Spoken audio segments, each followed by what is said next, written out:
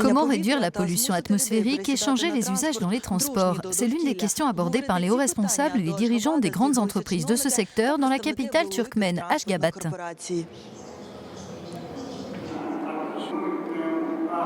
La première conférence mondiale des Nations Unies sur le transport durable a réuni des représentants des gouvernements, du secteur privé et de la société civile. Elle a été ouverte par son secrétaire général Ban Ki-moon.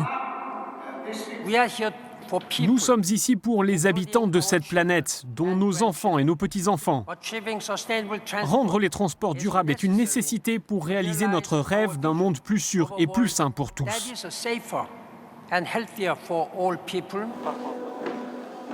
Les transports figurent parmi les secteurs qui polluent le plus. Ils sont responsables d'un quart des émissions de gaz à effet de serre dans le monde. Pour tenter de réduire leur impact, on peut s'inspirer de pays comme la Norvège, qui compte le plus grand nombre de véhicules électriques rechargeables par habitant au monde.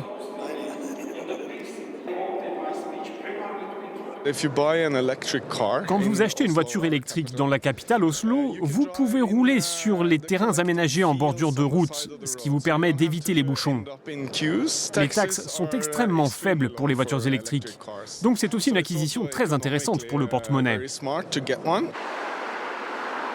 Autre piste pour limiter la pollution, inciter les populations à privilégier l'usage du vélo et des transports collectifs. Et de ce point de vue, les trains électriques sont considérés comme une option des plus durables. Les trains électriques sont propres, mais il faut voir si au départ l'électricité est propre. Marrakech, où a eu lieu la 22e conférence sur le climat il y a 2 semaines, est un bon exemple. C'est là qu'il y a la plus grande centrale solaire au monde, et elle devrait être dédiée à l'électricité qui alimente les trains. Mais il existe aussi d'autres exemples dans le monde, et je suis sûr que le Turkménistan, avec l'ensoleillement qu'il y a ici, peut aussi développer l'énergie solaire pour qu'elle puisse être utilisée pour faire circuler des trains.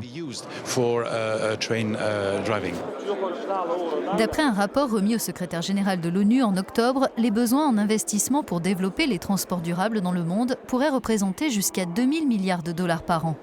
Mais peu de pays sont prêts à participer à un tel effort. Pour ce qui est des pays développés, ils doivent investir 3% de leur PIB chaque année pour faire évoluer leurs infrastructures. Mais les finances publiques, nationales et internationales, mises ensemble, ne devraient pas suffire. Donc cela nécessite de faire appel au secteur privé. Cette mobilisation financière permettrait aussi de réduire les coûts opérationnels dans les transports et ferait économiser jusqu'à 70 000 milliards de dollars d'ici 2050.